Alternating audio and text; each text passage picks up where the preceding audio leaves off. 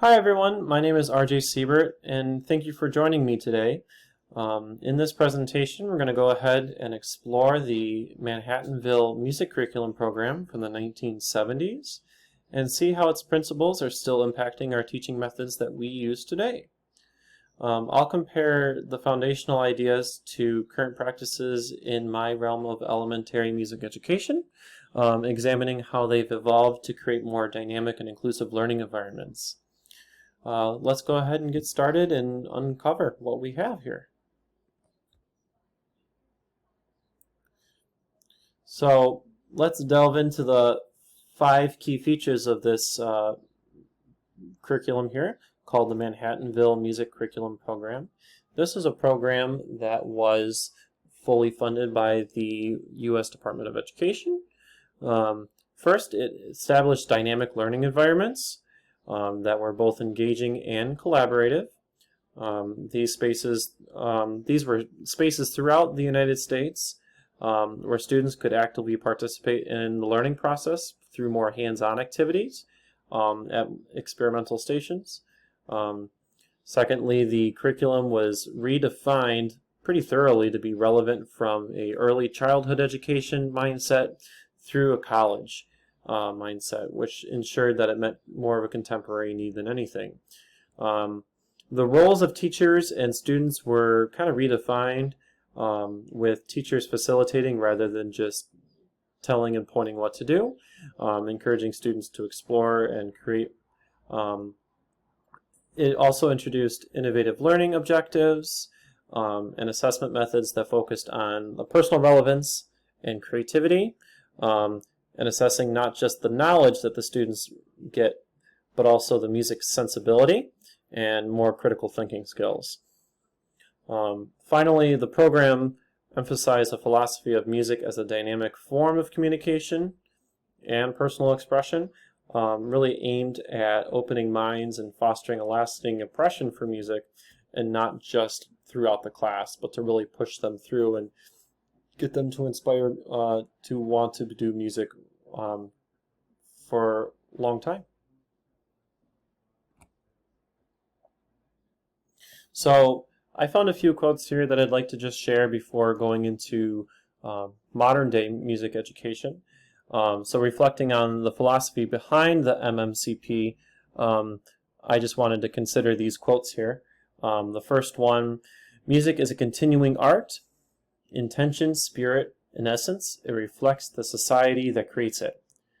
Its forms can never be static because music evolves as society evolves. So for me, this really highlighted the need for our teaching methods to adapt as society changes. Music education wasn't what it was 5 years ago, and it wasn't what it was 10 years ago or what it was 50 years ago. It's always changing, and it will never stop with that. So another impactful quote that I found is: the purpose of education is to open minds and to provide more substance and enthusiasm for continued personal discovery and growth. I'm going to focus on the word continued here, that it just reminds us that our goal in music education is not just to teach the skills, but really to inspire continuous growth. Again, continuous growth, and a deep passion for music, and not just for the time that they're in it, but to continue that passion throughout their lives as well.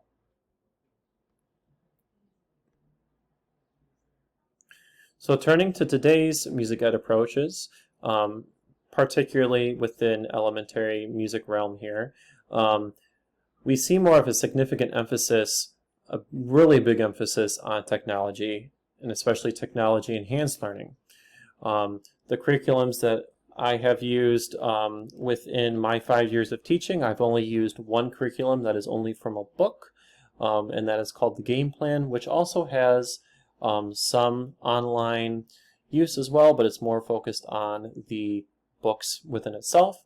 Now in 2024, my school district uses Music Play Online, which is an online-based curriculum that students can have access to, as well as the teacher can as well, which is what we use pretty much day to day, as well as some supplementary use of Hal Leonard essential elements.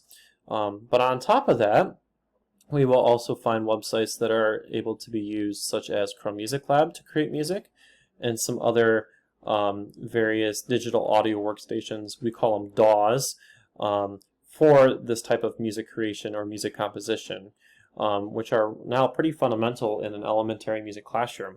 And it helps us create more interactive and engaging learning experiences rather than me just sitting reading my curriculum book and telling them what to do.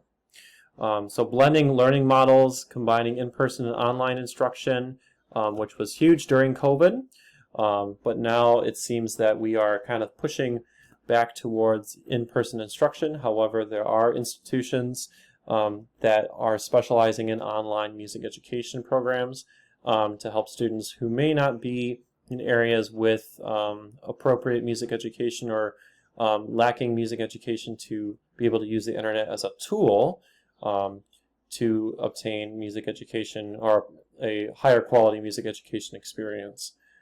So utilizing online music resources and tutorials is a huge one.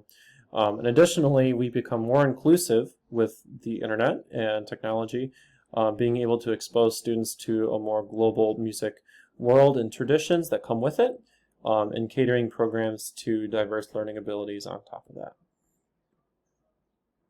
So continuing on with this, when it comes to younger learners, in the state of Michigan, we have 2 grades that go before kindergarten. The first one, students are able to attend the Great Start Readiness Program, which is essentially a pre-K, and then they're able to go into a developmental kindergarten, or what they call a Young Fives program, before entering kindergarten. In my job as an elementary music teacher, I'm able to service these kids a music curriculum before they even hit kindergarten. So they're able to focus on activities that are quite engaging, that promote the sense of musical exploration and expression.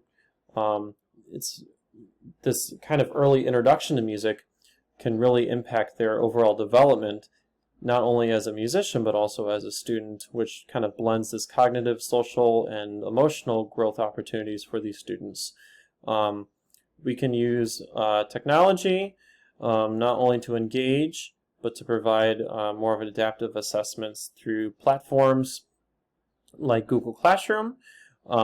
There's also websites called Blookit, where you're able to enter in answer questions and stuff like that, and students are able to, essentially looking like they're playing a game, but they're actually being quizzed on a lot of that information, which kind of supports our youngest students with interactive games and simple feedback mechanisms for them. So if we compare the curricula from the past to today, we do notice some pretty significant shifts. The 1970s curriculum emphasized creativity, personal expression, and communication as their main goals, while today's curriculum focuses on educational standards, integration of digital technology, and more diverse musical exposure. So teachers' roles have evolved from facilitators to more of guides who also leverage technology for engaging and assessing these types of students. We've expanded the use of technology from just using basic instruments, ORF instruments, classroom instruments, to including digital instruments that you can find on web-based browsers, such as Xylo, I think it's called, xylo.co, which is essentially a xylophone on a web browser. And you can also use things on Chrome Music Lab to play various instruments, and Soundtrap also has a plethora of different sound choices that students can use to create music on top of that, which kind of pretty much enriches the learning experience for these students and broadening our curriculum content to be global and inclusive for all these types of students. So just wrapping this up here, so our journey from the 70s to our sophisticated classrooms of today kind of shows how music education really evolves and adapts over time between the two dates there. So the principles that I've laid that have been laid down by the Manhattanville Music Curriculum Program did leave quite a lasting legacy for our students that we have today, shaping how we teach music to be more engaging and inclusive, but also we get to benefit from the technological aspects of that as well, with the wonderful use of internet and being able to connect with that as well. So thank you so much for joining me, and I hope that I've inspired you to find what you can use in your own teaching practices.